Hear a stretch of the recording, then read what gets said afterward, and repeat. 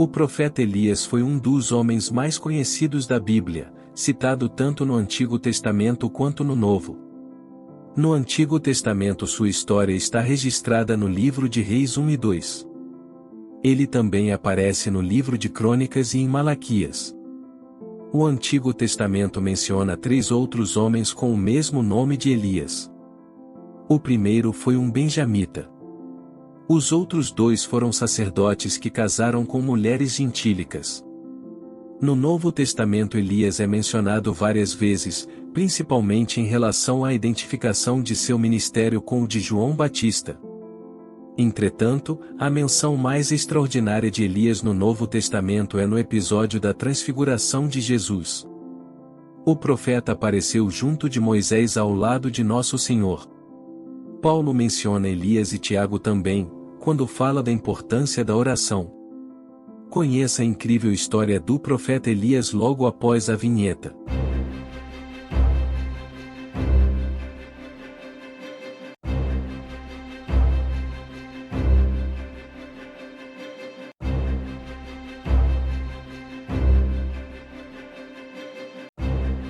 Elias viveu no século 9 a.C., durante os reinados de Acabe e Acasias, no Reino do Norte.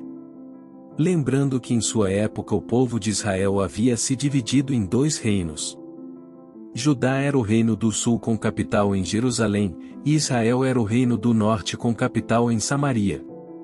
A Bíblia não revela nada sobre a vida pessoal e familiar do profeta Elias. Sabemos apenas que ele era um tisbita que morava na terra de Gileade, a leste do Rio Jordão. Seu ministério começa sem muita introdução, e termina com a descrição de sua ascensão ao céu. Elias profetizou numa época muito difícil da história do povo de Israel. No tempo de Elias, o Reino do Norte havia alcançado sua melhor posição econômica desde a separação do reino após a morte de Salomão. O rei Onri procurou estabelecer boas relações com as nações vizinhas. Ele casou seu filho, Acabe, com Jezabel, filha de Etaal, rei dos Sidonicos. Esse casal introduziu em Israel a adoração ao deus Baal de Tiro e Sidom. Acabe se encarregou até de construir um templo para Baal em Samaria. Nesse contexto turbulento de idolatria e paganismo, Elias foi chamado para servir como porta-voz de Deus. Ele recebeu a responsabilidade de lembrar aos israelitas que eles eram o povo do Senhor. O ministério de Elias pode ser organizado em 6 importantes partes. A primeira parte ocorre o aviso da seca iminente. O profeta Elias anunciou que haveria uma grande seca. Isso foi uma afronta a Baal, que era o deus da vida e da fertilidade. Ele teve que fugir para o Oriente, escondendo-se junto ao ribeiro de Quirite.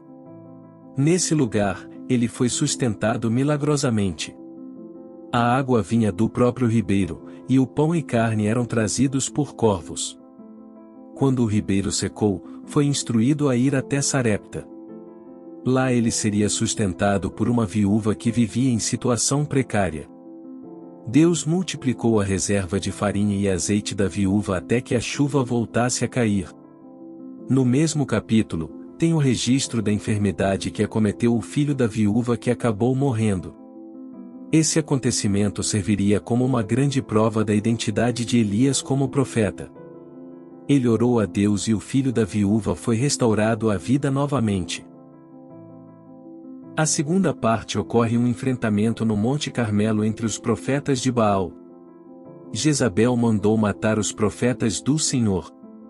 Porém, um homem chamado Obadias, oficial de Acabe, conseguiu esconder alguns profetas. Obadias também foi o responsável em intermediar um encontro entre Elias e Acabe. Acabe culpava Elias da miséria em Israel, mas o profeta deixou claro que ele e sua família que eram os verdadeiros culpados. Eles tinham pecado contra o Senhor, especialmente por causa da idolatria. Então o profeta Elias convocou todo Israel a comparecer no Monte Carmelo. Naquele lugar confrontaria os profetas de Baal sustentados por Jezabel. Os 450 profetas de Baal e os 400 profetas de Azerá foram até o monte. Ali, 2 sacrifícios seriam apresentados, um pelos pagãos e outro pelo profeta do Senhor. Ninguém poderia queimar os sacrifícios, pois o fogo deveria surgir de forma sobrenatural. O verdadeiro Deus seria aquele que queimasse o sacrifício. Os profetas de Baal fizeram tudo o que puderam, mas nada aconteceu. Elias então clamou ao Senhor, e Deus respondeu com fogo. Todo o povo de Israel reconheceu que Jeová é Deus. Naquele dia os profetas de Baal foram mortos e uma grande chuva caiu sobre Israel. Havia chegado ao fim o período de seca conforme ele havia anunciado. A terceira parte. Elias foge para Horebe. Após ser ameaçado por Jezabel, Elias fugiu em direção ao sul. Esse foi um momento de profundo desânimo na vida do profeta. Chegou até mesmo a desejar a morte. Entretanto, ele foi divinamente alimentado com pão e água e instruído a seguir em direção a Horebe, o monte de Deus. A caminhada durou 40 dias e 40 noites, e o profeta foi sustentado apenas pela refeição que havia comido. No monte Horebe, Deus deu uma nova visão e novas instruções ao profeta. Ele recebeu 3 incumbências.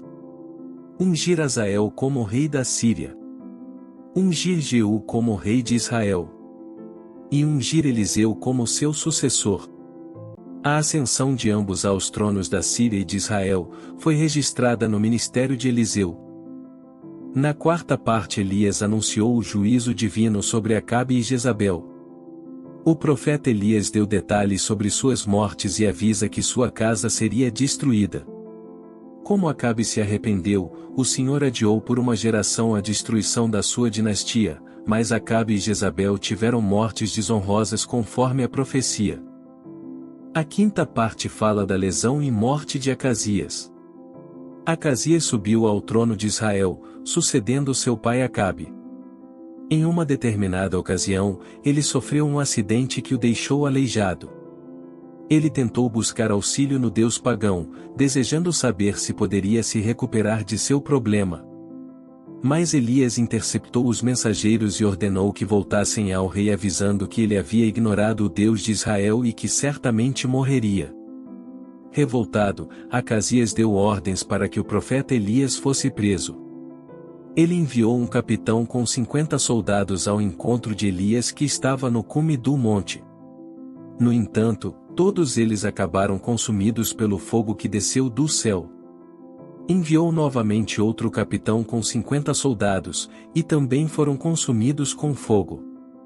Insistente, Acasias enviou mais um capitão com seus soldados. Mas esse último subiu ao encontro de Elias e suplicou por sua vida e pela vida de seus soldados. O profeta Elias então o acompanhou e foi à presença do rei para transmitir pessoalmente a sua mensagem. Acasias não se recuperou e acabou morrendo. Na sexta parte Elias é levado ao céu. Eliseu já havia sido vocacionado para suceder o profeta Elias. Eles foram a vários lugares juntos. Depois de um milagre realizado no Jordão, o qual teve suas águas divididas, Eliseu pediu uma porção dobrada do espírito do seu mestre. Eliseu fez um pedido muito ousado. Elias lhe respondeu que não cabia a ele, e sim a Deus, decidir se o pedido de Eliseu seria atendido. A sequência do texto bíblico nos informa que a concessão desse pedido de Eliseu foi garantida. Eliseu viu Elias ascender ao céu em um redemoinho escoltado num carro de fogo com cavalos de fogo. Essa foi a incrível história do profeta Elias. Se você gostou, curta e compartilhe para ajudar o canal a crescer.